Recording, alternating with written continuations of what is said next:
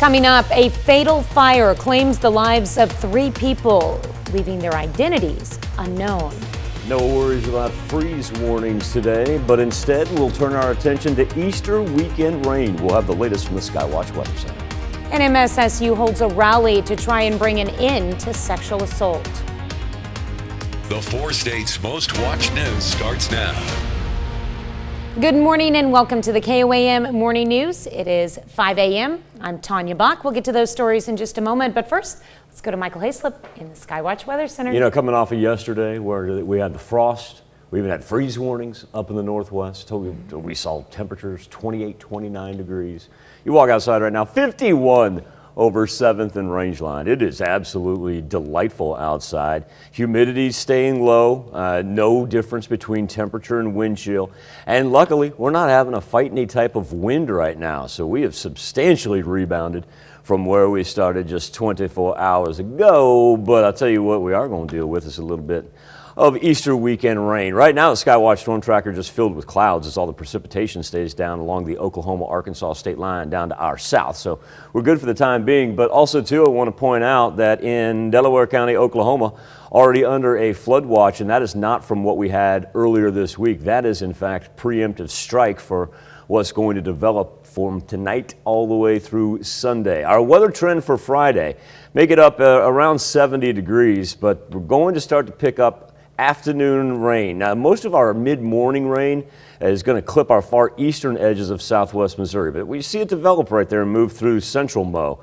And then as we get into the afternoon hours, it dominates below I-44, that southern region. That's why Ottawa County, or Delaware County, excuse me, has that flood watch, because that's where it just keeps on popping up all the way through Saturday morning. Look at this. Farther north and farther west you go, you stay on the dry side.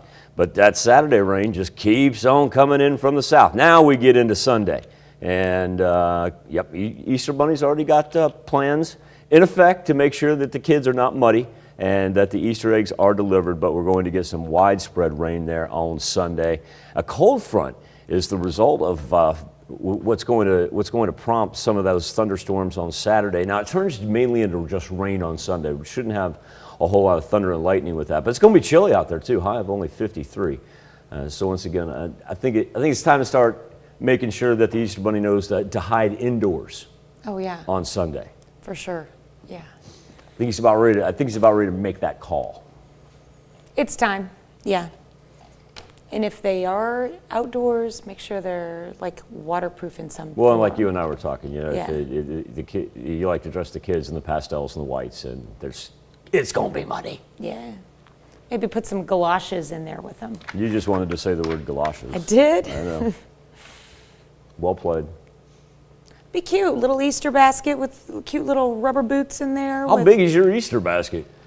As big as you need it to be. All right. Thanks, Michael. Federal authorities are trying to identify the 3 people found dead after a house fire in Ottawa County, Oklahoma. The fire happened early Thursday on South 600 Road in Fairland. According to a spokesperson for the ATF, firefighters discovered 2 women and a man inside the burnt building.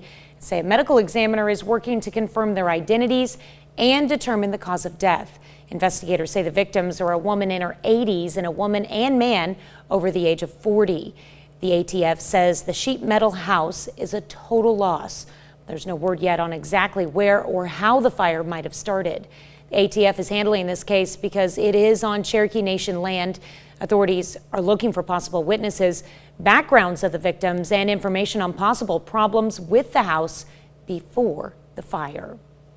A Joplin man drowns in Table Rock Lake. The Missouri Highway Patrol says 52-year-old Mark Williams was in a single-person kayak and was reported missing by relatives. Fishermen discovered his body about a half mile from Point 26. He was pronounced dead Thursday afternoon. Missouri Southern is taking back the night. April is Sexual Assault Awareness Month, and a motivation for this Take Back the Night rally hosted by Alpha Sigma Alpha at MSSU. Women and men shared stories. There was also a candlelight vigil. The mission was simple but important: to spread awareness.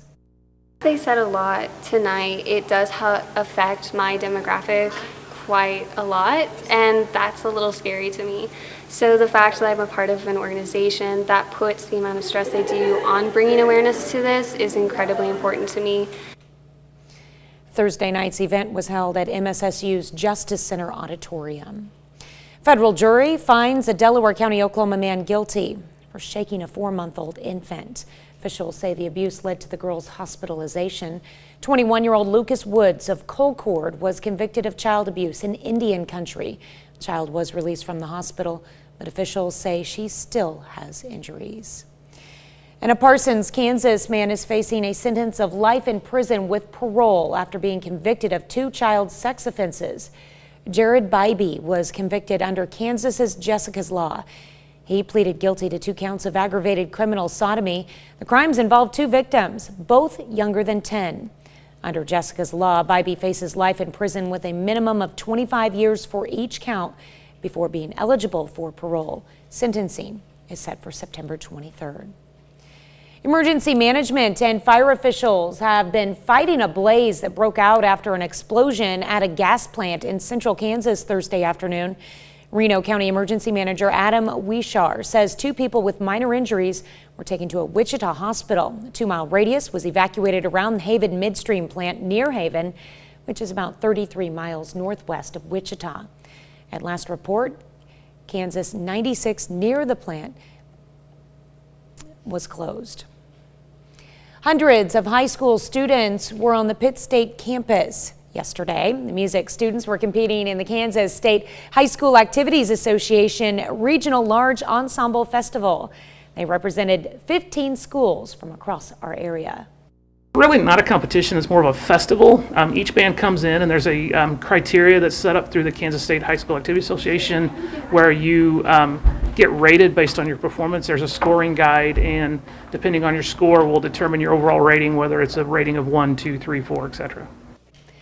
And music wasn't the only discipline on display. About 450 students were on campus for Science Day competitions. I can't speak for the other schools that participated, but I do know that Pittsburgh High School received a 1 rating. Congrats to them. On Thursday, Pitt State broke ground for a $7 million addition and improvements to the university's simulation hospital. It's at McPherson Hall, home of the Irene Ransom Bradley School of Nursing. The project will include a roughly 10,000 square foot addition, plus targeted renovations to the existing building. Among the highlights include control rooms, a debriefing room, a waiting area, and a study area.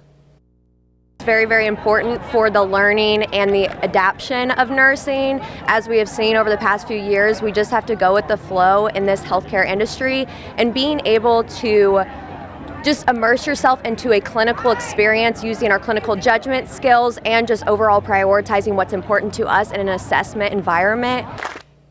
The new facility will accommodate 120 students, up from the current 90. Funding comes from private gifts. Well, ahead of the Easter holiday, a few animals at a London zoo enjoyed some special snacks provided by their zookeepers. A mob of meerkats got to feast of some tasty treats hidden inside brightly colored paper mache eggs, while a troop of western lowland gorillas busied themselves munching on vegetables placed inside Easter piñatas. I did not know that a group of meerkats was called a mob. Mob of meerkats. I didn't either. I know you're a big fan of meerkats, though, so. I have nothing wrong with meerkats. They don't bother me. You know what? They have hair on their tails. I'm cool with them. There was a great Twitter post over the weekend of a National Geographic photographer who, and his post simply said, when you're a nature photographer, you try to blend in with your surroundings. And he actually has video of meerkats perched on his hat and on his shoulder. Oh, that's awesome. And he's just sitting there still as can be. I thought you were about to tell me he was in a meerkat costume. No, that's when we do our Masked Singer update. Our temperatures right now in between, say 46 is about as low as we're getting, and all the way up to 52. Far cry from the frost advisories that we were stuck in yesterday. And we'll throw some 70s up there later on today. Now, the temperature's not going to be a problem. It is going to be a little bit of a rainy one. We'll begin with isolated thunderstorms that could feed us a little thunder and lightning on the eastern edge of Missouri for the mid-morning hours. And then the farther south that you go throughout the evening, the more rain that you're going to see, to the point where we've got a flood advisory, or flood watch already for Delaware County in northeast Oklahoma. All right, that's a look at this morning's top stories and weather in our first 7 minutes. Coming up on the KOAM Morning News, Joplin baseball is in swing as they take on the Branson Pirates. Will Joplin soar to a victory, or will Branson make them walk the plank? Plus, Coachella is back after a 2-year hiatus. The music festival brings in people from not only around the country, but all around the world. And today we want to know, have you ever been to a music festival? And 2 websites were caught selling drugs online without proper prescriptions. We'll tell you which sites those are and what to do if you purchase medication from them. You're watching the KOAM Morning News. More real news in the morning. We'll be right back. Pittsburgh State Gorillas 17-7 in the MIAA conference, entering the game from yesterday, putting them in second place behind the 23-1 Central Missouri Mules. Gorillas get their shot at Central Mo this weekend, opening a 3-game series in Warrensburg with the game opener yesterday. Central Missouri wins it 7-1. There's a reason they're number 3 in the nation. Mason Hartman did go 3 for 4. He had the lone RBI of the night for the Gorillas. Missouri Southern baseball also owned the field. Road opener against Newman. And Newman ends up winning this one 16-9. Tragan Parker for the Lions goes 3 for 4, 2 doubles, 4 runs driven in. Pittsburgh Purple Dragons 3-3 in their first 6 games of the spring. All 6 of those games have been on the road for PHS. So finally getting a chance to play at home the first time this season, and we'll welcome in SEK rival Fort Scott. This will be the second meeting of the season already between these 2 teams. The Tigers beat the Dragons 11-4 in the first meeting. That was last week. So Pittsburgh not only happy to be at home for the first time, now that we're already in mid-April, but also excited for the chance to even this series against their conference rivals. They're just a hard-nosed team. You know, I've known Coach Regan for a long time, and just the Fort Scott program, you know, they're going to be well coached. You know, they love to play Pittsburgh. You know, it's a rivalry and all that stuff. So they're just a well-coached team. They're not going to really beat themselves, and so you got to go out and really make sure that you take care of your stuff. So that game's tonight. Go back to yesterday's action. 5-0 Frontenac trying to stay perfect. Doubleheader against Riverton. In game 1, the Raiders going to open it up. Mario Mangini all the way to the wall in right center. Here comes Logan Myers. Alex Williams is right behind him. And then Mangini's not stopping. All the way around for the inside the park home run. 7-3 Frontenac. There's Peyton McDonald. Lifts one high and deep to left. Over the left fielder's head. That brings Colin McCartney home. McDonald with a triple of his own. Still in second. That dude, Caston Fields. Lines one to left. Here comes Lane Sullivan. 13 runs on 13 hits in the second inning alone for the Raiders as they take game 1 at 19-4. In game 2, Raiders try to make it a sweep and do so. Much closer, however. Frontenac wins at 6-1 and are now 7-0 to start the season. On the Missouri side, Joplin Eagles with a big one at home, hosting the Branson Pirates. Branson's 11-4 through the first 15 games. Joplin trying to knock off Branson, get to 3-0 in the COC, down 2-1 in the first. Tyler Schumann. The sun was brutal, the wind was blowing, and that's a tough play. 4-2 after 1 as the Eagles are able to clear the bases. Move ahead to the third. McReynolds turns, puts this one into the left field corner. Tyler Stokes not stopping. RBI double for McReynolds adds to the Joplin lead. Same inning. Here we go again. Schumann to right. Put the ball in play. Good things happen. Another run scores as Joplin knocks off Branson 6-2 with that 4-run first inning, jump starting the day.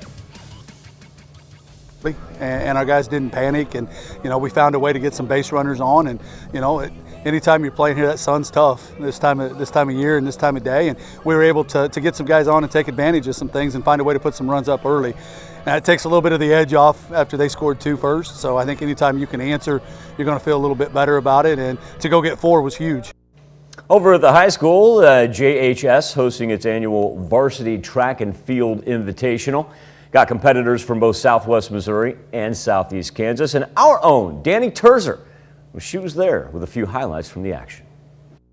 Joplin's Donovan Fowler wins 2 events. Here he is in the long jump, shades on and everything. His first jump of the day is his best. Fowler wins with a mark of 23 feet 7 inches. I really just want to come out because I knew a lot of my family and friends are going to come out to support, and I just really wanted to make them happy.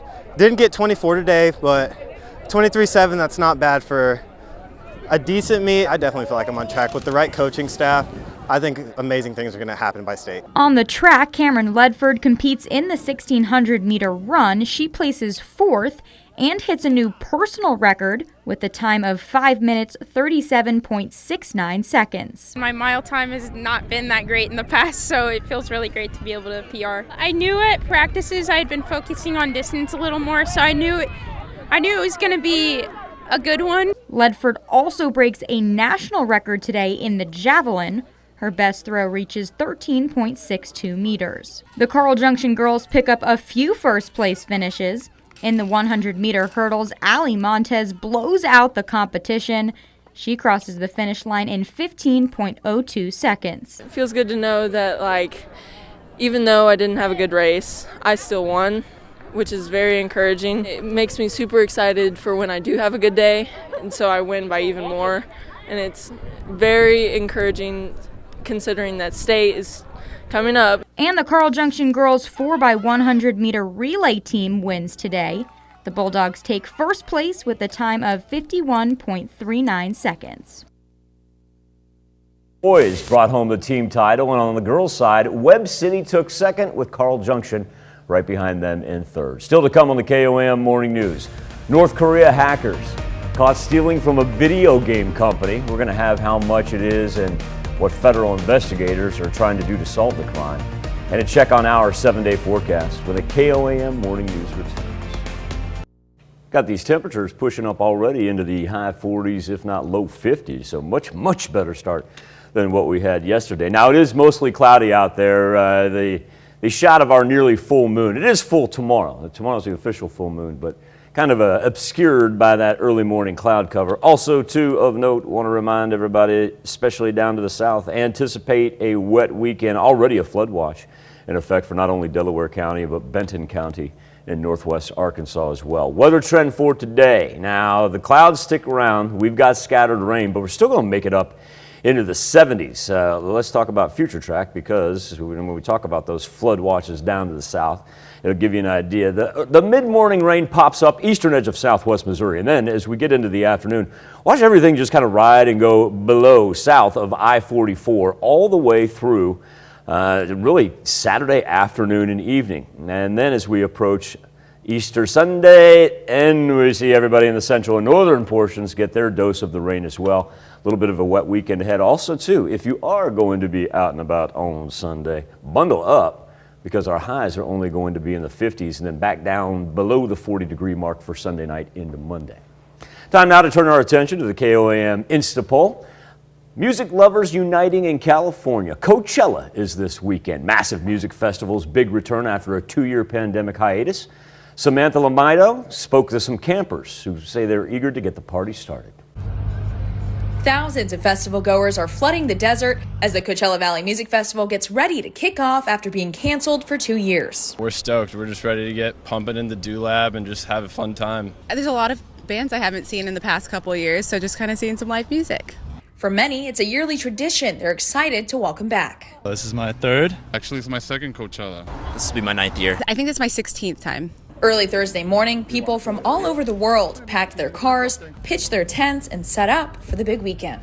I asked many of them why they're opting to camp rather than getting a hotel or an Airbnb. Get into the experience. Your cell phone doesn't really work. You know, you can kind of just pass out at the end of the night at your campsite. I'm all in. We kind of just like keeping it real, going barefoot, enjoying the time. It's an experience many say they've been waiting for. Honestly, it's the whole thing about being in a group, community, and just like immerse yourself into the festival. Pretty star-studded right here. Harry Styles, Billie Eilish, and Doja Cat. And of course, she had her own battle with COVID a couple years ago. Anyway, those are just some of the performing artist. Our question specifically for you on this Friday morning is if you've ever been to a music festival. A couple of ways to connect. You can go to koamnewsnow.com/vote. You can also connect to the KOAM News Now Insta poll. We'll be back with Healthwatch right after this. Topping Healthwatch this morning, a new warning from federal officials about buying medication online without a prescription. You could be putting yourself at risk. Mandy Gaither has more on the steps being taken to stop prescription drug sales from 2 websites. Warning letters issued to 2 websites accused of selling medicine online without requiring a prescription, putting people who use the pills at risk. It could be counterfeit. It could contain too much or too little of the active ingredient. It may contain no medication at all, or it could be a completely different medication. Federal officials say the 2 websites are illegally selling amphetamine, drugs marketed as Adderall, a controlled substance and stimulant. It should only be taken under the direction of a healthcare professional because there are risks associated with it, like addiction or potential abuse. Cleveland Clinic pharmacist Mandy Leonard says legit online pharmacies should require a prescription, have a U.S. listed phone number and street address, have a U.S. licensed pharmacist available for questions, and look for this seal, which means the company is verified by the National Association of Boards of Pharmacy. The other thing that you can do is you can go to your state's Board of Pharmacy and you can actually type in the name of the pharmacy to see whether it's actually registered as a legitimate online pharmacy. And if the price seems too good to be true, it probably is. Well, if you have medications from the websites that have been warned, the FDA says to dispose of any pills that are unused. Check with a pharmacist on how to do that properly. Disposal varies based on the drug. Wondering what the next word your baby will say after mama? A new study looks at the most likely words. Recent research by analysts at Cornell University found that the words this and that are just as usual for the kids to say after the most expected mama or dada. Scientists recorded young infants ages 1 to 4 in Peru for more than a year. They found the words which help caregivers identify things or direct their attention are some of the first words children start saying or understanding. Researchers say these words are challenging for babies, and having trouble with them is a normal part of their development. Aww. A new study claims insomnia is common in those with heart disease. Researchers say sleeping issues such as insomnia can significantly raise the risk of heart attacks, strokes, and other major heart events. The study included more than 1,000 heart disease patients. 45% of those studied said they had insomnia, with 24% saying they used sleep medication in the previous week. During an average 4.2-year follow-up, 225 patients experienced 364 major heart issues, including restoring blocked blood flow, heart failure, stroke, hospitalization for heart attack, and cardiovascular death. That's a look at some of today's top health stories. You're watching the KOAM Morning News. Feels a whole lot damper than what it is out there. Humidity is only at 48%, but almost, I don't want to say sticky. I think it's coming off of yesterday because it was so cold that it's pretty nice out there right now, 50 degrees. But remember, it is going to get more humid because we're going to have rain dominate, especially south of I-44 for tonight into Saturday, and then much widespread scattered rainfall all throughout Easter Sunday. Be back with more KOAM Morning News right after this.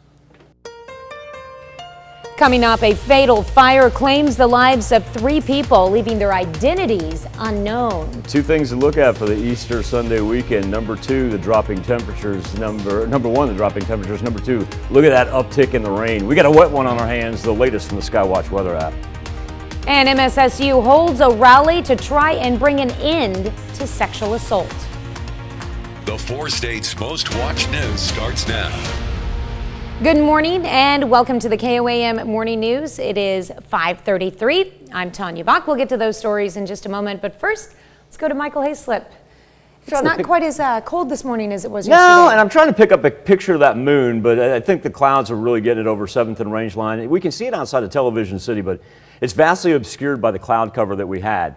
Really, yesterday may have been the best shot to check out the nearly full moon. It's full tomorrow.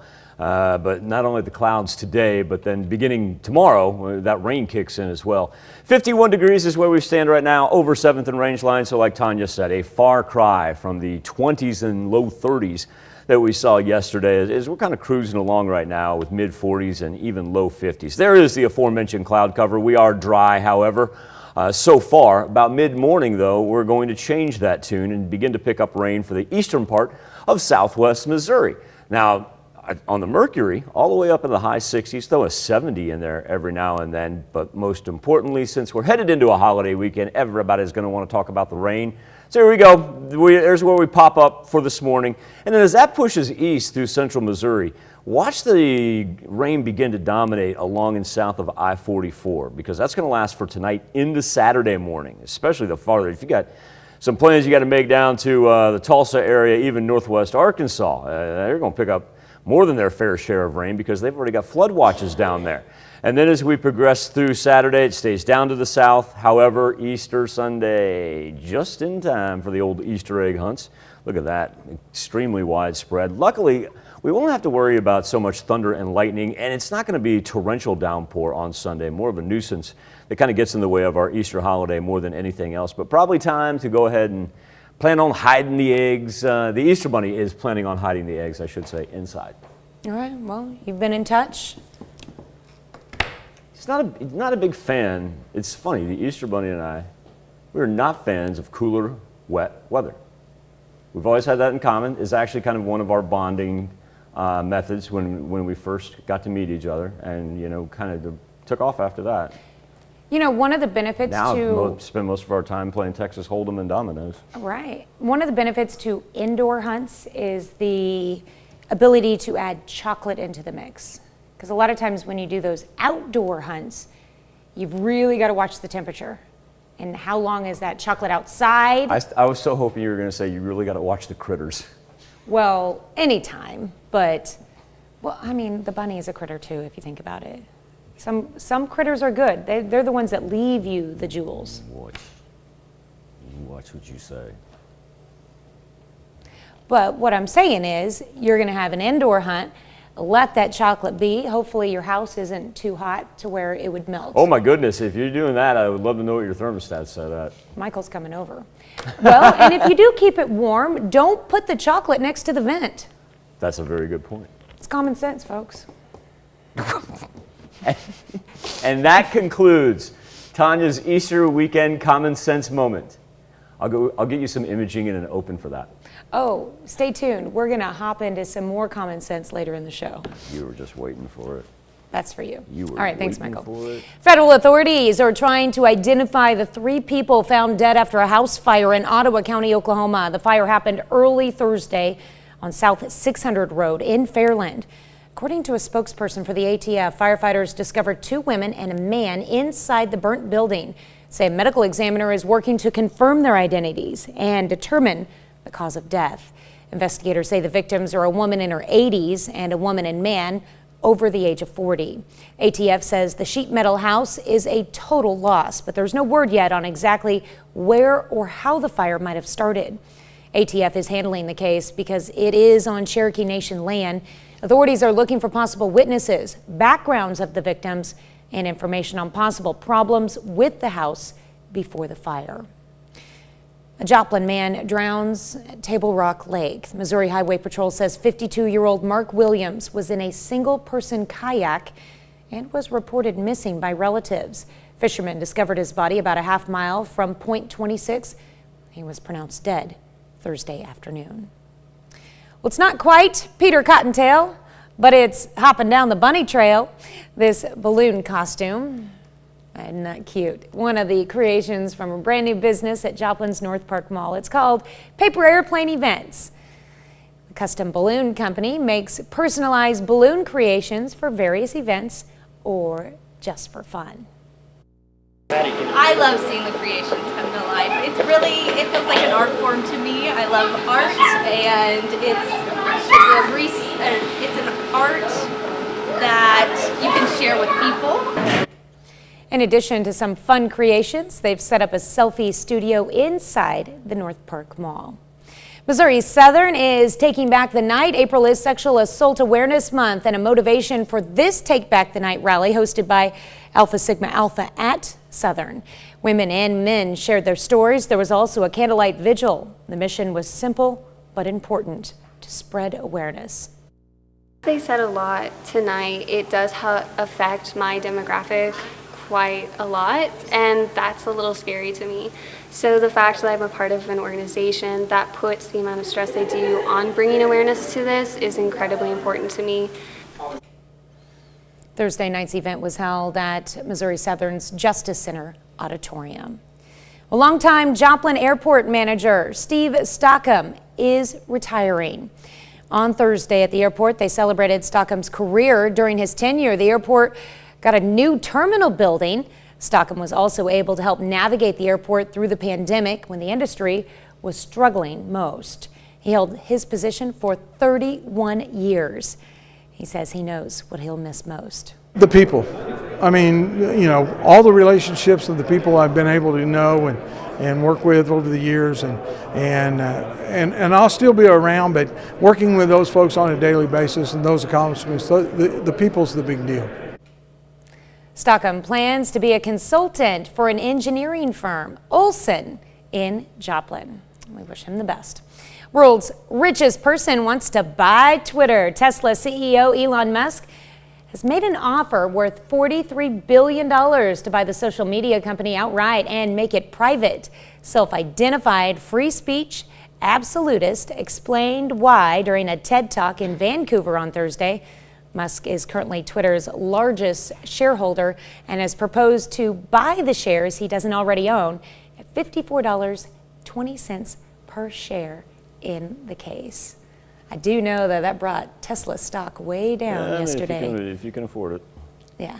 Why not? Trying to put the puzzle pieces together here as far as our super low humidity right now and the thought of rain coming even later this morning. So let's start with the precipitable water, and what we'll do is we'll turn our attention down here to the south, because you can start to see the light purple you see right here. That's that high pressure system that moves through the Tennessee River Valley, extremely dry. But now we're starting to lighten up our color right there, and this is streaking in from the Gulf. So that's the precipitable water. Then if we talk about the humidity, you can tell it's beginning to increase there off to our east. And an indicator that as we progress through the morning, that is going to give us the conditions to eventually spawn some rain. As the morning rain moves off to the east, then we've got our flood watches for the south as that persists all the way through Saturday, and of course way more widespread rain there for Easter Sunday, and cool temps as well. Highs of only in the 50s on Sunday. All right, looking forward to that. Well, this morning we are discussing music festivals. Coachella is back after 2 years and went on a brief hiatus due to the pandemic, like many other things. Now, if you don't know what Coachella is, it's a big music festival out in the California desert. For many festival goers from around the country and the world, it's a tradition they're welcoming back. Some people camp out while others get Airbnbs and hotels. This brings us to our something to talk about. Have you ever been to a music festival? Right now, 58% of our respondents, Tanya, say no, that they have not either had the opportunity to or are not interested in it. That just changed. Now we're at 63% no, 37% say yes, they have indeed attended one. I know a lot of people go to Rocklahoma down here, so that's not we too got, far. Oh, we got plenty, right? Yeah, plenty of our own festivals right around here. That's right. All right, thanks, Michael. That's a look at our top news stories. Coming up this half hour in the KOAM Morning News. We teased it a little bit, but we're going to give you a full in-depth dive into why Elon Musk wants to buy Twitter. Stick with us. Plus, North Korea celebrates its founder's 100th birthday. We'll have more on the celebration, what it means to North Korea. You're watching the KOAM Morning News. More real news in the morning. We'll be right back. Topping World Watch, North Korea began celebrations to mark the anniversary of its founder's birth. A light show was held in the capital, Pyongyang, and is expected to go on until Sunday. Friday marks the Day of the Sun, the 110th birth anniversary of Kim Il-sung, Kim Jong-un's grandfather. Though there had been rumors that North Korea might be planning some kind of event to mark the occasion, such as a military parade or a missile launch, so far there has been no clear indication that has happened.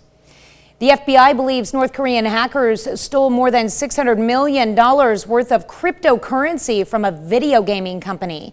Federal investigators revealed North Korean cybercriminals robbed a computer network used by the Axie Infinity game. The popular online game allows players to earn Ethereum cryptocurrency. FBI alleges on March 29th, a North Korean proxy called Lazarus Group raided the players' wallets of their digital currency. All told, it's believed the Lazarus Group stole $1.75 billion worth of cryptocurrency in recent years. It's believed North Korea is using all the ill-gotten gains to help fund its nuclear weapons programs, allegedly. On Thursday, the U.S. Treasury Department sanctioned Lazarus Group's wallet or cryptocurrency vault as punishment for the latest hack. War crimes prosecutor on the ground in Ukraine is proclaiming the country is, quote, a crime scene. This as Russian forces suffer a major blow to their naval presence around Ukraine, and the United States is now looking to reestablish its diplomatic presence in Ukraine. Jen Sullivan has the latest. A painstaking and painful search for bodies in the ruins of a bombed residential building in Ukraine. A once peaceful place is now piles of rubble littered with memories. People who used to live in the building watch with tears in their eyes. Meanwhile, Russian forces are reorganizing their military masses in eastern Ukraine after pulling back from the Ukrainian capital of Kyiv. The United States and a number of nations are now pledging to move their diplomatic presence back into the country. It is, of course, our goal to have a diplomatic presence reestablished in Ukraine as soon as it would be safe and practical to have U.S. diplomats on the ground there. The International Criminal Court is now claiming in a tweet that Ukraine is a crime scene, quoting the chief prosecutor investigating war crimes who witnessed firsthand the aftermath of carnage unleashed in towns where mass graves and murdered civilians have been discovered. This is a moment that should wake everybody up. This as the flagship of Russia's Black Sea Fleet has now sank into the ocean. Russian forces say the ship was catastrophically damaged by a fire that triggered an explosion of ammunition on board. Ukraine's national security advisor says it was hit by two powerful Ukrainian-made missiles. We certainly we're not in a position to officially confirm independently what exactly led to the ship's now sinking, but we're also not in any position to refute the Ukrainian side of this. I'm Jen Sullivan reporting. That's a look at some of your biggest headlines from around the world. We'll be right back with the news you need to know before you head out the door. Here's a check of today's top headlines, the news you need to know before you head out the door. Federal authorities are trying to identify the three people found dead after a house fire in Ottawa County, Oklahoma. The fire happened early Thursday on South 600 Road in Fairland. According to a spokesperson for the ATF, firefighters discovered two women and a man inside the burnt building and say a medical examiner is working to confirm their identities and determine the cause of death. Investigators say the victims are a woman in her 80s and a woman and man over the age of 40. ATF says the sheet metal house is a total loss. There's no word yet on exactly where or how the fire might have started. ATF is handling the case because it is on Cherokee Nation land.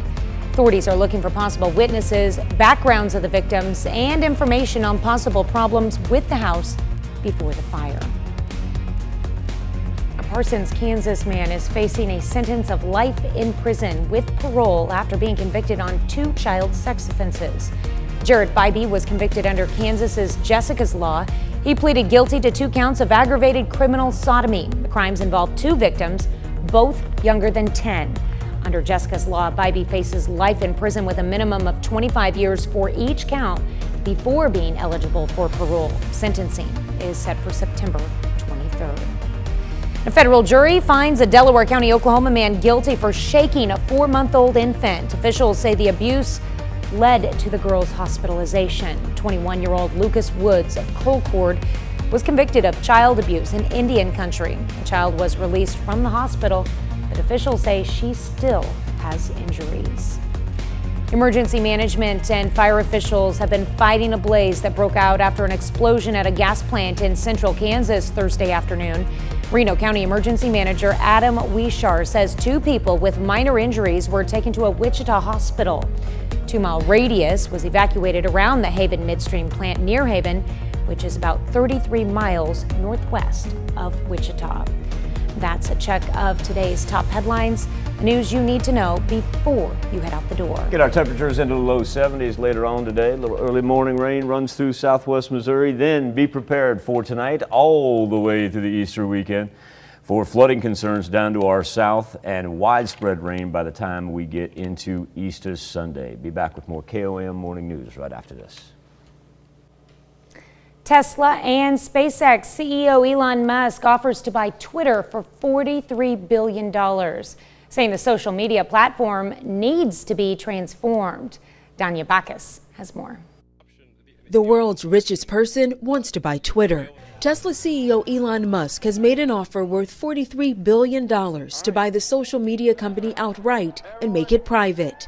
The self-identified free speech absolutist explained why during a TED Talk in Vancouver Thursday. Well, I think it's very important for there to be an inclusive arena for free speech. It's important to the function of democracy. It's important to the function of the United States as a free country. Musk is currently Twitter's largest shareholder and has proposed to buy the shares he doesn't already own at $54.20 per share in cash. On CBS Mornings, CBS business analyst Jill Schlesinger explained why Musk would want to make the company private. You've got to do what's right for the shareholders first before anyone else. And if he takes it private, he doesn't have that. He has a responsibility to who? Himself. In a statement on Twitter, Musk said, "My offer is my best and final offer, and if it is not accepted, I would need to reconsider my position as a shareholder." This is a guy who's offered to buy a company, and he's done it on the platform, using the platform, which might be a first. Musk also said, "Twitter has extraordinary potential. I will unlock it." Elon Musk is trying to position himself at the center of the cultural zeitgeist. Yeah, he could make some money from purchasing Twitter, but what he's really trying to do is purchase influence. Twitter said it has received Musk's offer and will decide if it is in the best interest of shareholders to accept it or continue to operate as a publicly traded company. Danya Bacchus, CBS News, Los Angeles. Wall Street Journal is reporting the Twitter board of directors is considering the use of a poison pill. It's a tactic that would make a hostile takeover of the company more expensive and complicated for Musk. This will be interesting to see how it plays out. We'll be right back. At least it's a little bit warmer today than yesterday. Highs around 71. Rain going to be very prevalent along and south of I-44. We'll dive into our Easter Day forecast when we return right after this.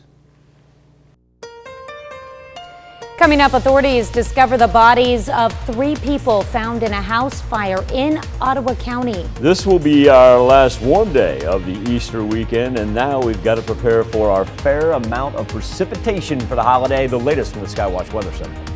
And Missouri Southern's Alpha Sigma Alpha host a rally to take back the night. The 4 states' most watched news starts now. Good morning and welcome to the KOAM Morning News. It's just a little after 6 a.m. I am Tanya Bach. Let's go to Michael Hayslip in the Skywatch Weather Center. Quiet intersection at 7th and Range Line. Don't have to fight any rain. That's nice. Don't have to fight any frost advisories. Perhaps that's even nicer as we sit at a very comfortable 50 degrees in Joplin. That's humidity. You go 52%. That's not bad. It's not bad at all, but it's going to increase, and that's what's going to bring us scattered rainfall for the rest of our weekend. There we are, anywhere from about 46 to 51 with heavier cloud cover, but so far staying dry. But because we've already got flood watches for Delaware and Benton County, an indicator exactly where we'll see the majority of our rain. It'll begin later on this morning, kind of skirt through southwest Missouri. Then we will be prepared for what's going to transpire for the rest of Friday, where it dominates along and south of I-44 and then becomes way more widespread by the time we get into Easter. Now, on top of that, our temperatures continually drop as the storm systems roll through. We'll go 60s on Saturday, and then for Easter, in and of itself, with that widespread rain, highs only in the 50s. Now, as we transition in a longer-term look into next week, overnight lows on Sunday and Monday and Tuesday could bring back those frost advisories that we just ditched from yesterday. No more frost advisories. Come on. So the Easter Bunny does plan on doing the most of the activities indoors. For those of you that still want to have it outside, more power to you, but it's going to be chilly and it's going to be muddy. Mm-hmm. All right, well, we've been warned. Mm-hmm. All right. It's a good thing that Easter Bunny has those extra fluffy layers to stay warm, though. Multi-layers. Hopping from house to house. Go ahead. Is there a Peter Cottontail joke on this way? Mm-hmm. Yeah. No. Well, that's all right. No, not yet. We're having an excellent morning, I know. There you go, Michael. All right, federal authorities work to identify 3 people found dead after a house fire in Ottawa County, Oklahoma. The fire happened early Thursday on South 600 Road in Fairland. According to a spokesperson for the ATF, firefighters discovered 2 women and a man inside the burnt building. A medical examiner is working to confirm their identities and determine the cause of death. Investigators say the victims are a woman in her 80s and a woman and man over the age of 40. ATF says the sheet metal house is a total loss, but there's no word yet on exactly where or how the fire might have started. ATF is handling this case because it is on Cherokee Nation land. Authorities are looking for possible witnesses, backgrounds of the victims, and information on possible problems with the house before the fire. An explosion ignites a fire at the Central Kansas gas plant, leaving 2 people injured. Crews were called out to the Haven midstream plant near Haven, Kansas on Thursday afternoon. 2-mile radius was evacuated around the Haven midstream plant near Haven, which is about 33 miles northwest of Wichita. Reno County Emergency Manager Adam Wishar says 2 people with minor injuries were taken to a Wichita hospital. And at last report, Kansas 96 near the plant, about a 9-mile stretch from Yoder to Haven, is still closed this morning. Missouri House votes local elections should make the determination whether to ban transgender girls from competing in K-12 girls sports. The proposal was added as an amendment to an elections bill. Public school boards and administrators could call elections over whether to allow transgender girls to compete on all girls sports teams. Republican Representative Chuck Bass of Kansas City says the goal is, quote, to protect women's sports. Democrats in the Missouri House argue there's been no issues with transgender girls playing on K-12 sports teams in Missouri. Ukraine had cause for celebration yesterday with a major victory in the fight against Russian forces. On the 50th day of the war, Ukrainian forces claimed to hit the flagship of Russia's Black Sea Fleet with 2 missiles, sinking the massive ship. Moscow refutes the claim, instead claiming the Moskva sank while being towed during a storm. Meanwhile, the White House discusses sending a senior official to Ukraine as a show of support. President Joe Biden told reporters he is ready to make the trip himself. Ukrainian President Volodymyr Zelensky celebrated his country's ability to hold out against the Russian invasion in a video posted to social media. This as the war in the south escalates and the situation in Mariupol grows more dire. We'll have more on the war in Ukraine in our next half hour. Missouri Southern is taking back the night. April is Sexual Assault Awareness Month, and a motivation for this Take Back the Night rally hosted by Alpha Sigma Alpha at Missouri Southern. Women and men shared stories, and there was also a candlelight vigil. Mission was simple but important: to spread awareness. They said a lot tonight. It does affect my demographic quite a lot, and that's a little scary to me. So the fact that I'm a part of an organization that puts the amount of stress they do on bringing awareness to this is incredibly important to me. Thursday night's event was held at MSSU's Justice Center Auditorium. On Thursday, the Joplin School District honored its Teacher of the Year. Congratulations to Julie Pagan. She teaches special education at Soaring Heights Elementary. Pagan was surprised to learn she won this year's award. I am really overwhelmed and in shock. I did not expect this at all. I work hard every day, but never expected anything back from it. So I'm very overwhelmed. Pagan will be nominated for the Missouri Teacher of the Year. She'll also receive a $500 check at an upcoming school board meeting. What truly historic day in history for sports. On this date, back in 1947, Jackie Robinson became the first African-American player in Major League Baseball when he stepped on the Ebbets Field in Brooklyn to compete for the Brooklyn Dodgers. Robinson broke the color barrier in a sport that had been segregated for more than 50 years. Despite his talent and success as a player, Robinson faced tremendous racial discrimination throughout his career from baseball fans and some fellow players. After retiring from the sport in 1957, Robinson became a businessman and civil rights activist. He passed away October 24th, 1972 at the age of 53 in Stamford, Connecticut. We'll revisit Jackie Robinson in our next day in history in a second. Plenty of ties to the Midwest involving Jackie Robinson as well. He was a member of the Kansas City Monarchs during the 1950s. Also, too, people forget he was a war veteran. Yeah. He was stationed at Fort Riley. Very true. Yeah. 7-day forecast, get up into the 70s today, but you'll notice the alert day at the bottom. That is because flood watches are in effect for Delaware and Benton counties. Remember, Easter Sunday is going to be a little bit rainy one. All right, that's a look at this morning's top stories and weather in our first 7 minutes. Coming up on the KOAM Morning News, 'tis the season for the flu. There's an unusual spike in flu cases around the country. I'm Danya Backus with why doctors are seeing infections well into the spring. Plus, crews battle a wildfire in New Mexico that's destroyed 200 homes and taken 2 lives. And we'll introduce you to a couple who has been giving essential workers a lift thanks to their trusty snowmobiles. You're watching the KOAM Morning News. More real news in the morning. We'll be right back. Topping Nation Watch this morning, a wind-driven fire rips through an Ohio neighborhood on Thursday, damaging multiple homes and vehicles. The Cleveland Fire Department released this video showing the chimney of one house collapsing in the rubble.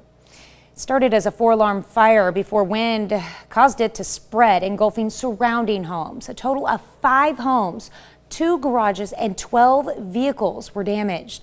17 fire companies and 80 firefighters responded to the scene. No injuries were reported. No word on the cause of the fire yet. Well, this is the aftermath from a wildfire in New Mexico. The Mcbride Fire destroyed more than 200 homes, and an elderly couple who were trying to escape the flames died in their vehicle. The 2 were trying to escape the area as the fire burned through 6,000 acres, including residential areas of Ruidoso. Crews are still working to contain the fire. Officials have not determined a cause there either. Well, a horrifying attack caught on camera. A 23-year-old New Jersey woman is recovering after a road rage incident Tuesday left her in critical condition. Mercy Rubin reports. He turned the car around and driving over her again, the lunatic. He's a maniac. He drove over her again, and the people were screaming. With permission from the Union County Prosecutor's Office now investigating, Isaac shared the footage from his security cameras with News 12 New Jersey. He still can't believe the images he caught as someone purposefully drove over a woman twice on the property right across the street from his. I couldn't sleep at night. I still thinking about her. Witnesses say the suspect, now identified as 56-year-old Vincent Jean of Elizabeth, was backing down one-way Salem Avenue around 8:30 Tuesday morning when he hit another car, driven, police say, by a 23-year-old woman. She got out of her vehicle to take pictures of the fender bender before Jean could leave in his SUV. Isaac tells us what happened next. The minute she took out the telephone, trying to take a picture, he lost it. He just backed up in full speed into the driveway, trying to hit her. He missed it. Now he's going forward with the front end of the car after her. It's insane. The woman ran for her life, and in the video you see Jean chasing her at full speed. We stopped that video before she slips and he runs right over her and then backs up to do it again. We can show you his Mitsubishi taking off after, even darting around an empty school bus. The bus driver apparently trying to stop the fleeing car during a very busy time of the day here. 8:30 in the morning, 8:30, 8:31. There are a lot of kids here, a lot of people walking to the school down the block. This is just another level of road rage that you think was not even possible. Wow. As of Wednesday, the victim was in stable condition. Gene was arrested a few hours after the incident. He is facing several charges, including attempted murder, aggravated assault, and assault by an automobile. That's a look at today's top national stories. We'll be right back. A North Dakota couple started an unusual rideshare service helping others get to work. With their town buried in snow, they started offering snowmobile rides to essential workers who needed a lift. Sarah Berlinger with the story. It's a ride Carrie and Jeff Moss didn't expect to make with their snowmobiles around Dickinson. But it's a service they're happy to provide to help others. We were just sitting at home, unloaded the snowmobiles when we got enough, and saw that there was a need for nurses and other essential workers to get to work. The couple says after reading about the need on Facebook, they posted their number to connect with the community. They say they have given lifts to more than a dozen people. Some even carrying luggage. We had a nurse with a dog yesterday. The dog was, I think, really scared. Carrie says she and her husband have provided rides at all hours of the day, sometimes driving in dangerous conditions. We would be behind a plow and then we'd come back and it was all blown over again. Even with setbacks, they say they've enjoyed the experience and want to recognize the others who are also giving back. It's just really, really nice that everyone comes together. I noticed that this community has done that through COVID and everything, and now they're doing it during the blizzard. And it proves that even in a blizzard, there's always a way you can help a neighbor. Let's press into Easter weekend, where we'll have temperatures up into the 70s today, but the rain begins mid-morning, sprints through southwest Missouri right there. Now, Friday night and Saturday, it's going to dominate along and south of I-44. Then get ready for a chilly and wet Easter day as the rain begins to spread up to the central and northern portions of the 4 states, and highs only in the 50s. We'll be back with Healthwatch next. Topping Healthwatch this morning, the CDC is keeping count of this season's flu outbreaks and has tallied at least 3.8 million infections. The surprise is not over. Danya Bacchus reports on the spring spike. In eastern Kentucky, health officials are asking residents to wash their hands frequently and get vaccinated, not because of COVID-19, but because of an unusual spring spike in the flu. The flu season would run from starting typically in October in a normal year and be really tapering down by February, March. But rather than tapering, one county just saw 46 new cases in 1 week. Well into April, the Centers for Disease Control is tracking an increase in influenza activity across the country. We're also preoccupied with COVID that perhaps we've taken our eye off flu. Dr. William Schaffner specializes in infectious diseases and says the spring spike is unusual, but not surprising. The best explanation as to why we're seeing a slight increase in flu is that we've taken off our masks, we're getting out and about, we're going to indoor activities. Another factor in the spread of the flu is that this year's vaccine offered little protection against infection. The CDC found in a study last month the shot was just 16% effective at preventing mild or moderate cases. This year's flu shot didn't perform all that well, and that's because it was off target from the actual virus, just enough so that its effectiveness was much reduced. Doctors say the end is in sight and that as summer approaches, flu will go back into hibernation. Danya Bacchus, CBS News, Los Angeles. The American Heart Association is warning non-alcoholic liver disease is a risk factor for heart disease. About 1 in 4 adults has the liver disorder that is often missed by doctors. San Francisco researchers find patients over the age of 65 with substance abuse, psychotic disorders, bipolar disorder, and/or anxiety have a 24% higher risk of contracting COVID-19 despite being vaccinated.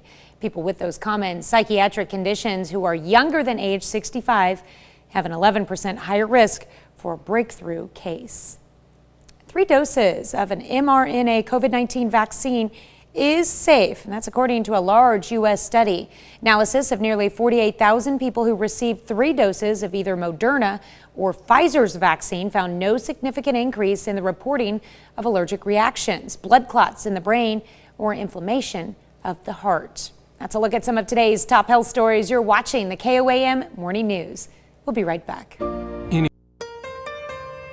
Coming up, authorities discover the bodies of 3 people found in a house fire in Ottawa County. Going to have to sit back and await for the Easter weekend rain. A little bit of a wet one and a cool one just in time for the holiday. The latest from the Skywatch Weather Center. And Alpha Sigma Alpha at Missouri Southern host a rally to take back the night. The 4 states' most watched news starts now. Good morning and welcome to the KOAM Morning News. It is 6:28.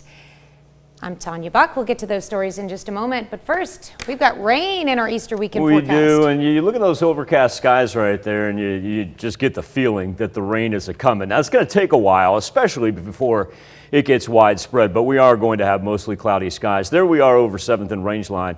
You know, one of the great factors about this morning is, though, we start off Good Friday, 50 degrees. It's a far cry from the 20s that we were holding on to yesterday morning. As a matter of fact, we're working our way up to as high as 54 right now in Chanute. Now, the Skywatch Storm Tracker, as we sit at the 6:29 mark, is mostly cloudy. Even these little pockets that you're seeing, that's merely a sprinkle or two.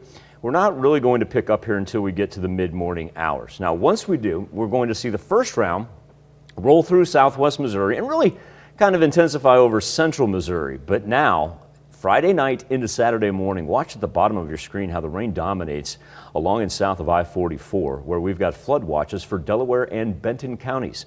So this lasts all the way through Saturday as well. Could be looking at 2 to 3 inches down there. As we get into Sunday, Easter Sunday, cool temps only in the 50s, cold front on the backside, and look at that, Tanya, widespread rain just in time for the old Easter egg hunts that I think the majority of those we may find inside this year. So when do you think the rain will be moving in today mainly? Mid-morning through southwest Missouri, 9:30, 10:30, pop up over us, intensify over central Missouri, afternoon break. Start again this evening, 5, 6 o'clock along and south of I-44. That rain will last all the way through Sunday. Yeah, so just pretty much expect it to rain all weekend. Especially if you're in the south. Especially if you live in the south. All right. Thanks, Michael. Well, federal authorities worked to identify 3 people found dead after a house fire in Ottawa County, Oklahoma. The fire happened early Thursday on South 600 Road in Fairland. According to a spokesperson for the ATF, firefighters discovered 2 women and a man inside the burnt building. Say a medical examiner is working to confirm their identities and determine the cause of death. Investigators say the victims are a woman in her 80s and a woman and man over the age of 40. ATF says the sheet metal house is a total loss, but there's no word yet on exactly where or how the fire might have started. ATF is handling the case because it is on Cherokee Nation land. Authorities are looking for possible witnesses, backgrounds of the victims, and information on possible problems with the house before the fire. Joplin man drowns at Table Rock Lake. The Missouri Highway Patrol says 52-year-old Mark Williams was in a single-person kayak and was reported missing by relatives. Fishermen discovered his body about a half mile from Point 26. He was pronounced dead Thursday afternoon. Parsons, Kansas man is facing a sentence of life in prison with parole after being convicted on 2 child sex offenses. Jared Bybee was convicted under Kansas's Jessica's Law. He pleaded guilty to 2 counts of aggravated criminal sodomy. Crimes involved 2 victims, both younger than 10. Under Jessica's Law, Bybee faces life in prison with a minimum of 25 years for each count before being eligible for parole. Sentencing is set for September 23rd. Well, major victory for Ukraine. The flagship of Russia's Black Sea Fleet sank yesterday.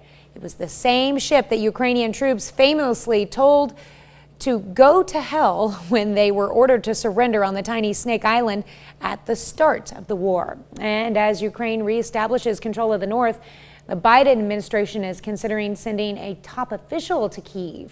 Bradley Blackburn has the latest. The White House is discussing sending a senior official to Ukraine in a show of support. President Biden telling reporters he is ready to make that visit himself. Yeah.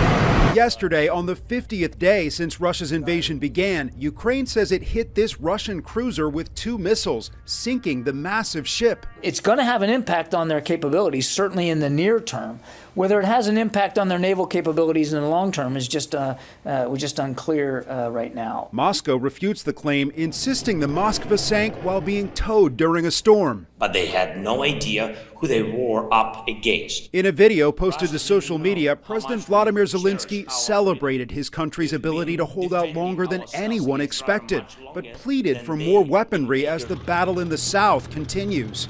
Anything to repel Russian forces and stop their war crimes. The U.S. continues to ship Javelin missiles and other military aid that makes its way to the front lines, but it's unlikely to reach the port city of Mariupol, which officials believe is close to falling. Mariupol is in a dire situation, and it's extremely painful to receive news from there. Russian TV footage purports to show Ukrainian troops there surrendering. That's a claim Ukrainian officials deny, though they do say more than 20,000 people in Mariupol are believed to have been killed. Bradley Blackburn, CBS News.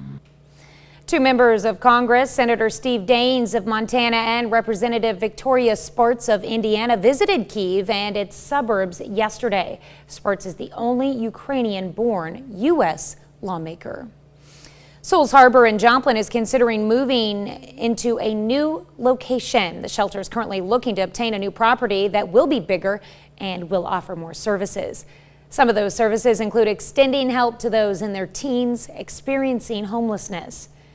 Now they need to go through the city to reach their next step.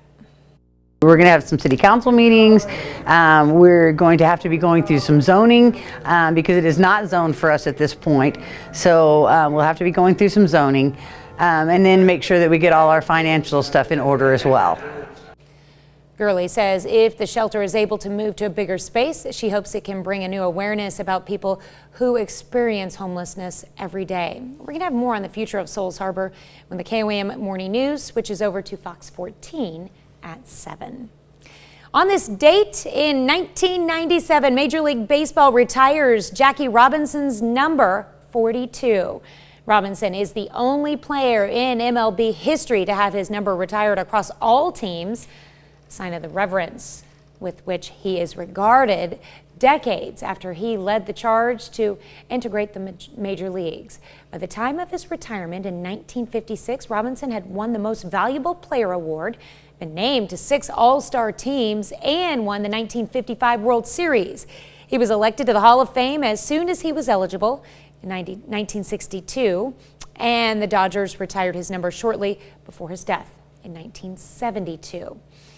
New York Yankees Hall of Fame closer Mariano Rivera was the last ever player to wear the number, playing his final game in 2013. As I understand, that number is going to be seen a lot today. Will. Every Major League Baseball coach and player will be wearing the number 42. It's a tradition that's somewhat, I don't want to say, I hope nobody ever takes it for granted, but we're so used to seeing that. Of course, today being the 75th anniversary of what we now call Jackie Robinson Day, but breaking the color barrier, 75 years. But this actually goes back to 1997. When Ken Griffey Jr., they had a Jackie Robinson ceremony, 50th anniversary, that they held in Los Angeles, a game between the Mets. Ken Griffey Jr. was playing for the Seattle Mariners, and he didn't ask permission. He walked out, and number 24 that he wore simply said 42 Griffey Jr. on the back. 10 years later, after the number had been retired, he said, I'm going to do it again. And this time, other players were like, we want to do it too. And then 2 years after that, it would become standardized that everybody would wear 42 on Jackie Robinson Day. But yeah, it's all because Ken Griffey Jr. was like, watch this, I'm wearing 42 today. Mm-hmm. That's pretty cool. Well, actually, it's all because of Jackie Robinson. I just meant the number. You know what, Michael, just for you, we're going to have more on the 75th anniversary, retiring Blue 42, Jackie Robinson, the entire story, today on the KOAM News at noon. Cool. If I guess we're just going to do it on Jackie Robinson if we're going to do the entire story. Yes. I like that. I just wanted to. 7-day forecast. Highs of 71 today. Scattered rain begins at the beginning of a wet Easter weekend, mainly down to the south for tonight and tomorrow. And then remember, widespread showers and much cooler temperatures Easter Day. High of only 53 as the rain works into the central and northern parts of the 4 states. All right, that's a look at our top news stories and weather coming up on the KOAM Morning News. The World Car of the Year is electric. In 2022, the World Car of the Year is electric. I'm Michael George at the New York Auto Show with a look at the latest e-powered vehicles. Plus, music lovers are headed back to Coachella after a 2-year hiatus. And we want to know, have you ever been to a music festival? Please weigh in. We'll be right back. In Consumer Watch this morning, the New York International Auto Show starts today in New York City, and this year electric cars are taking center stage. Michael George goes for a test drive. The World Car of the Year is electric. The Hyundai Ioniq 5. Hyundai's Ioniq 5 took home the top prize and several other awards at the New York International Auto Show. How's the handling? Handling's good. It's very smooth steering. The company's Troy Miller took us for a spin. The Ioniq starts at just under $44,000, comes with a high-tech dash, travels 300 miles on a charge, and is quick. The 0 to 60 in 5.2 seconds. It's instant torque. It's very punchy. The big trend of the show this year is definitely electrification. Tim Stevens from CNET's Roadshow says more electric vehicle choices are charging into dealerships, from the $27,000 Nissan Leaf to the $90,000 Ford Lightning Platinum and the Porsche Taycan Turbo S with a $185,000 price tag. People have only had the choice for Teslas for so long. People are just excited to have a lot of choices on the market now. Stevens says EVs only accounted for about 3.5% of total vehicle sales last year, but popularity is growing, fueled by frustration with current prices at the pump. As gas prices continue to increase, that certainly makes things a lot easier to quantify from a cost standpoint that EVs make a lot of sense, not just for the environment, but also for your budget. Consumers seem to agree. Cars.com saw online searches for EVs surge 173% last month. And 55% of gas-powered car owners say they're considering going electric. Michael George, CBS News, New York. Wall Street is closed today for Good Friday. On Thursday, the Dow lost 113 points. The Nasdaq slid 292. The S&P 500 down 54. Now, shares of Twitter and Tesla both dipped as Elon Musk offered to buy the social media app for $43 billion. Twitter actually ended up, though. Musk says he believes in its potential as a platform for free speech and wants to take the company private if the deal happens. Prevalizer for COVID-19 has been given an emergency use authorization by the FDA. The inspector is the size of a small piece of luggage and can be used in doctors' offices, hospitals, and mobile testing sites. The device is more than 91% effective at identifying people who do have COVID-19. Well, March went out like a lion, which was good for the push to go green energy-wise. On the 29th of last month, wind power in the U.S. produced more electricity than both coal and nuclear. That is the first time it has ever surpassed both on a single day. That's according to the U.S. Energy Information Administration. Natural gas reigns supreme. It's still the largest source of electricity in the country. That's it for Consumer Watch. Let's go over to Michael for something to talk about. Thank you, Tanya. This morning on the KOM News Now Facebook page and our morning Insta poll, the return of music festivals. Specifically, we brought up Coachella back after the 2-year pandemic hiatus. Our question for you is, have you ever been to a music festival? Right now, 59% of you say no, you haven't had the opportunity or not interested. 41% chiming in with yes. Appreciate your engagement each and every morning. We're going to come back, celebrate birthdays and anniversaries. But first, to the Big Apple. Here's what's coming up on CBS Mornings. Hello to you. I'm Gail King. Coming up on CBS Mornings, Anthony Mason sits down with the Lindas. I like that, to talk about their first album and what it was like going viral during this pandemic. That's coming right up on CBS Mornings. We take this time to honor today's four-state hero, William Nealons. Specialist Nealon served in both Vietnam and in Germany from 1969 to 1972. He served with the 514th Quartermaster Company. His hometown, Pottstown, Pennsylvania. We thank you, today's four-state hero, William Millions. The birthdays begin with a smiling young lady that I remember when she was born. Emmy Bloom, now 6 years old. Emmy, a very happy birthday to you. Hope you enjoy Easter weekend with the fam as she is in front now. All right, we've got Clinton Martin celebrating birthday number 7. Love that smile there, Clinton. He is in Carthage, Missouri. My bad. On to the double digits, because that's where we find Jacob Bass, who is celebrating his 11th birthday in the ball pit, it appears. Jacob, happy birthday wishes from Mom, Dad, Timothy, Kevin, and Grandma Debbie. Hey, that's a great place to have a hopping good time, Michael. Yeah, I got it. Yeah, I know. All right, we've got Braxton Whitley turning 12 years old. That's him, a Royals fan there on the left in Chanute. His birthday was actually on April 9th, but you know what? We're going to celebrate it this weekend, too. Well, that's because it's a big day in the Whitley household. Keep rolling. Yeah. Keep rolling. Yeah, because Wyatt, that would be his older brother on the right there, turning 14 years old. His birthday's today. So Braxton was on the 9th, Wyatt on the 14th, or 15th. Today's the 15th, right? Yeah. Yeah. On the 15th. Happy birthday. Walker Gus Hunt becoming a teenager. That's a cool picture right there, Walker. That's awesome, man. A very happy birthday to Walker as he celebrates 13 in Redfield. That is really cool. Yeah. Aiden Wilson turning 15 years old this year. Aiden celebrating in Erie.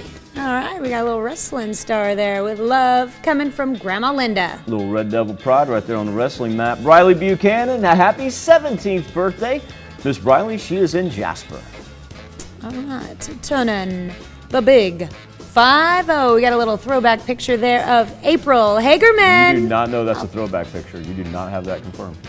True, because you know, you're right. This is a current picture of April because she gets younger every year. I love that. We love it. We love it. April, have a wonderful birthday, awesome weekend, celebrating in Fort Scott. We've got a big weekend in St. Paul because as Charlie Diskin celebrates his 78th birthday, and we all wish Charlie a very happy birthday, but I have a feeling that somebody else probably gets spoiled on this day because that's Charlie's granddaughter right there. As Ava, it's a big birthday for her as well. She's turning 13. So Grandpa turns 78, granddaughter turns 13. A happy birthday to Charlie and Ava in St. Paul. All right. Well, turning 79 today, it's time to celebrate for Miss Carolyn Ball. Beautiful flowers there next to Carolyn. Happy birthday. Dina Randall celebrating a birthday in Columbus. Dina, a very happy birthday to you, ma'am. All right, and Miss Joyce Forrest in Scammon. Lovely picture of you. Hope you have a wonderful birthday this weekend. In Chanute, Rhonda McMillan celebrating a birthday. What a beautiful backdrop right there. Rhonda, thank you for that picture and a happy birthday to you. Oh, yeah. Get outdoors. All right, Dustin Ogle out in Fredonia. Oh, got a cutie in his hands there. Dustin, happy birthday. And we got an Epler anniversary. Charlie and Ashley, they are celebrating in Columbus. Eplers, congratulations. All right, and we've got Miss Dana Ross, who works as a CNA at Medical Lodges. Happy birthday to you.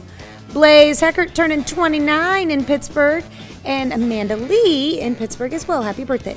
Our good friend Rose Burns celebrating a birthday in Cherokee. Rose, a very happy birthday. Chris and Donna Richardson, their 46th anniversary. The Richardsons, a congratulations in Joplin, and 56 years of marriage for Ernie and Betty Becker. Congratulations, Ernie and Betty in West Mineral. Happy birthday, happy anniversary to all. Here's Tanya Bach with a very important birthday announcement. That's right, you can be a part of the KOAM Birthday Club. All you have to do is go to our website and sign up, and once you do, you'll get special deals from local businesses. Go to KOAMnewsnow.com and sign up for the KOAM Birthday Club today. When we transition to the KOAM Morning News on Fox 14, we're going to introduce you to a group called Punishment from Above. specializing in drone warfare and what it means for the war in Ukraine. We'll be back with more KOAM Morning News right after this.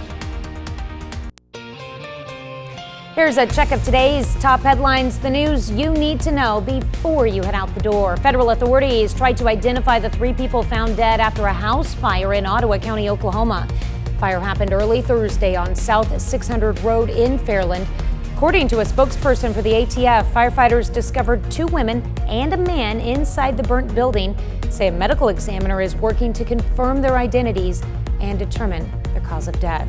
Investigators say the victims are a woman in her 80s and a woman and man over the age of 40. ATF says the sheet metal house is a total loss, but there's no word yet on exactly where or how the fire might have started. ATF is handling the case because it is on Cherokee Nation land.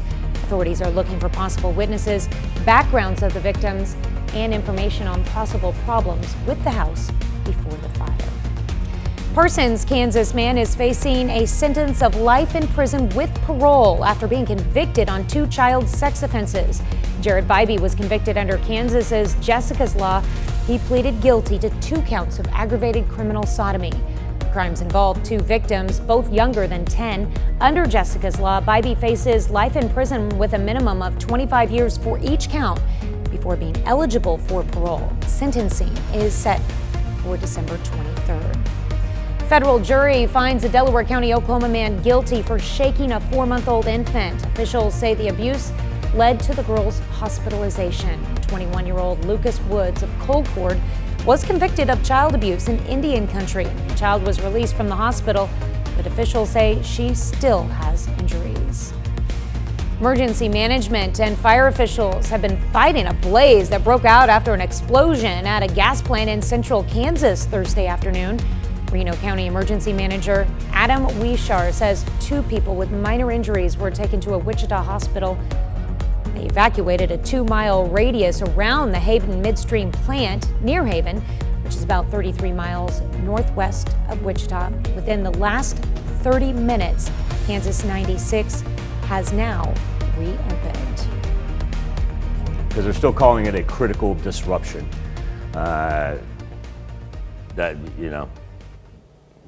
don't know exactly what their definition is of that, but yeah. It's open, but Well, it's Easter weekend. People are trying, I understand them trying to open up 96 for that thoroughfare, but also too, I kind of know that neck of the woods. There's a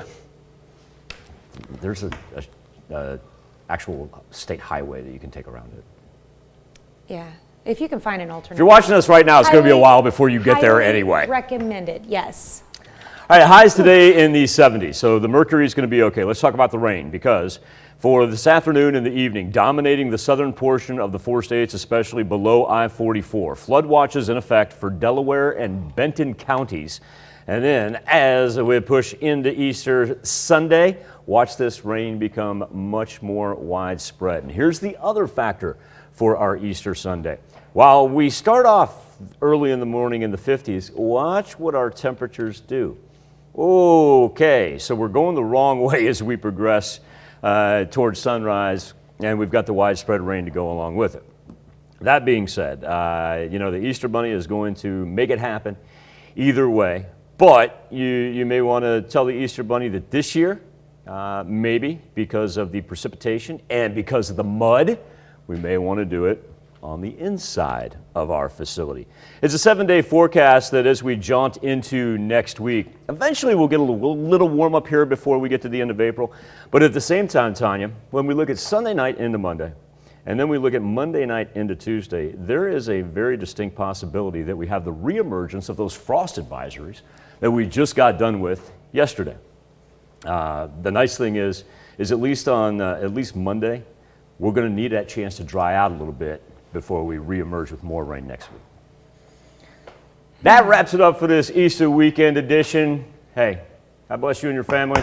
Be safe. We'll do this all again tomorrow or Monday morning. That's right. But we're going to do it again today at noon.